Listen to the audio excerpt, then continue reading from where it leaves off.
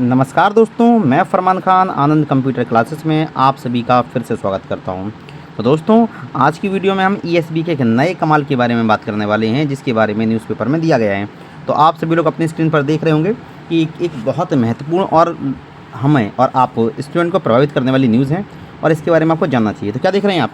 ESB का कमाल। ध्यान देखिए क्या दिया हुआ है, ईएसबी का कमाल। क्या कमाल है कि भर्ती के लिए बुलाए आवेदन के कॉलम में लिखा योग्यता है या नहीं, हाँ या ना में बताएं। तो इसका क्या प्रभाव पड़ा मैं आपको समझाता हूँ, और केवल कहाँ कहाँ पोस्ट में।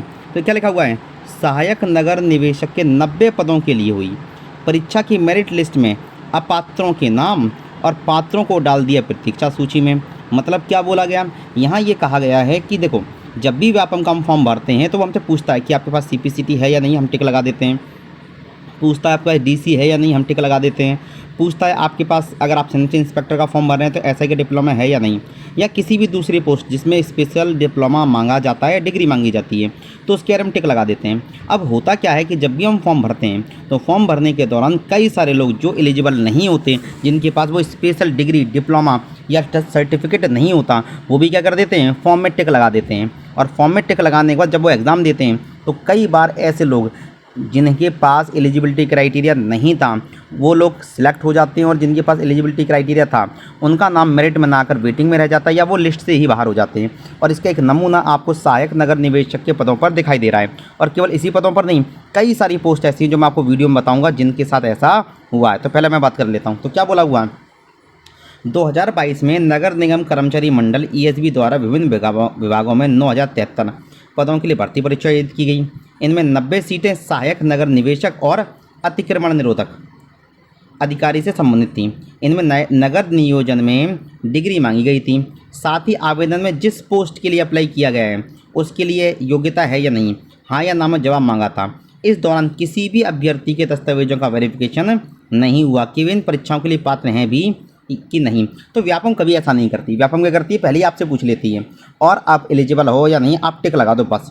इसके बाद इससे होता क्या है कि कई बार आपके जो एलिजिबल कैंडिडेट हैं, मतलब जिनको नौकरी लगनी चाहिए, जिनके मार्क्स थोड़े से कम रह गए हैं, वो बाहर हो जाते हैं, और जिनके पास डिग्री नहीं है, एलिजिबिलिटी क्राइटेरिया नहीं है, उनके क्या हो जाता है, सिलेक्शन हो जाता है। ये आपका कहाँ हुआ, सहायक नगर निवेशक में ऐसा ही हुआ। तो आप क्या देख रहे हैं, क्या हुआ, इसका नतीजा यह हुआ कि जब मेरिट लिस्ट बनी और उसके बाद स्क्रूटनी हुई तो उसमें अधिकतर अभ्यर्थी अपात्र पाए गए, जिसकी वजह से प्रदेश के 16 जिलों में पद अभी भी खाली पड़े हैं। अब क्या देख रहे हो कि पद भाई खाली रह गया, एग्जाम हो गया, वेरिफिकेशन हो गया, और वेटिंग में भी नाम नहीं है बहुत सारे लोगों का, क्योंकि मेरिट में नाम तो किनके आ गए, जिनके पास डिप्लोमा ही नहीं था। अब देखिए, इस वजह से जो अभ्यर्थी पात्र हैं उनकी लिस्ट जारी नहीं हो पा रही है। नगर नियोजन की डिग्री रखने वाले लगभग 30 उम्मीदवार आज भी नौकरी की आस में बैठे हुए हैं। जानकारी के मुताबिक इस भर्ती परीक्षा में जो अभ्यर्थी अपात्र थे उनको मेरिट लिस्ट में जगह दे दी, जो मैंने अभी आपको बताया, और जिनके पास डिग्री थी उन्हें वेटिंग लिस्ट में डाल दिया, और कुछ को बाहर कर दिया। इसके बाद दोबारा नई लिस्ट बनाई ही नहीं गई। या देखिए, दोबारा नई लिस्ट बनाई ही नहीं जाती। अब ये सिर्फ और सिर्फ नगर निवेशक में नहीं, आपको बताता हूँ, सैनिटरी इंस्पेक्टर में, एसआई में हुआ, ठीक है। यही चीज़ आपकी आरआई में हुई, यही चीज़ आपकी एआरओ में भी हुई।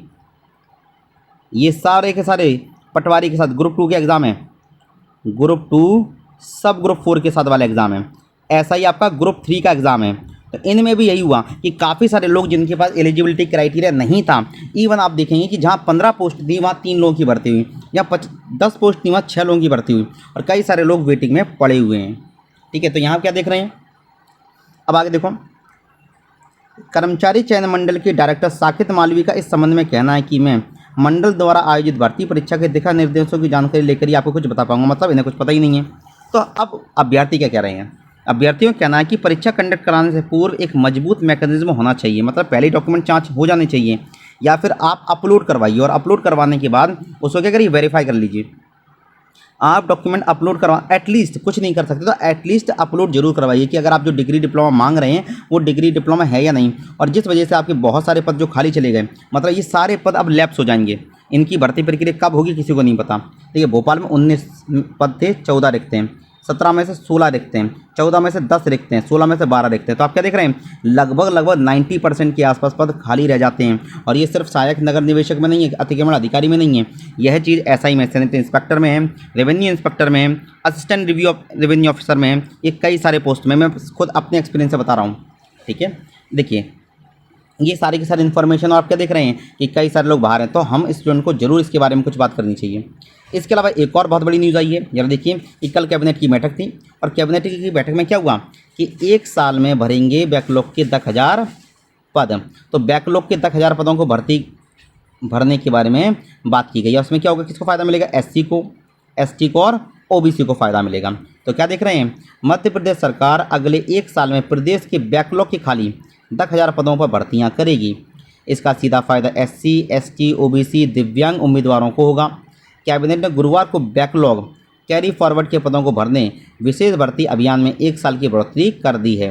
मतलब 1 साल से जो विशेष अभियान चल रहा था बैकलॉग के लिए और दिव्यांगों के लिए, उसको बढ़ा दिया गया। अब क्या होगा, 1 जुलाई 2024 से शुरू होकर 30 जून 2025 तक रहेगी। मतलब 1 साल तक और भर्ती प्रक्रिया चलेगी। कुल 17,000 पद थे, जिनमें से 7,000 भरे जा चुके हैं और 10,000 भी बाकी हैं। तो ये काफ़ी बड़ा निर्णय है जिसका फ़ायदा एससी, एसटी और ओबीसी को मिलेगा। हाँ, ये ज़रूर बात है कि जनरल को इतना फ़ायदा नहीं मिल पाएगा, लेकिन हाँ, जनरल की भी कई सारी पोस्ट आपको यहाँ पर मिलेंगी और लोगों को इस बारे में सरकार के ऊपर दबाव बनाना चाहिए। चलिए, तो ये वो न्यूज़ थी जो आपसे जुड़ी हुई थी। इसी प्रकार की न्यूज़ों से प्राप्त करने के लिए आप हमारे चैनल को सब्सक्राइब कीजिए। अगर हमारा काम अच्छा लगे तो वीडियो को लाइक कीजिए, शेयर कीजिए। मिलते हैं नेक्स्ट वीडियो में, तब तक के लिए नमस्कार।